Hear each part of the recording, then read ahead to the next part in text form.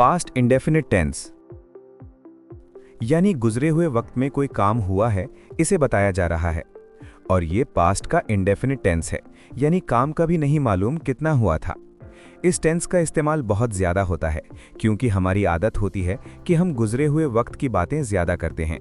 तो ये बहुत ज़रूरी टेंस है, इस पर कमांड हासिल करना ज़रूरी है।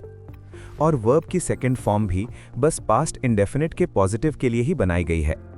और इसके नेगेटिव, इंटेरोगेटिव और डबल इंटेरोगेटिव के जुमलों में डिड, जो कि डू की सेकेंड फॉर्म है, इस्तेमाल होती है। ये इन जुमलों की पहचान होती है। पास्ट इंडेफिनिट के पॉजिटिव में हेल्पिंग वर्ब इस्तेमाल नहीं होती, प्रेजेंट इंडेफिनिट के पॉजिटिव की तरह। चलिए इस टेंस को जानते हैं। अफर्मेटिव या पॉजिटिव स्ट्रक्चर, जुमले बनाने का स्ट्रक्चर, सब्जेक्ट प्लस वर्ब की सेकेंड फॉर्म प्लस ऑब्जेक्ट।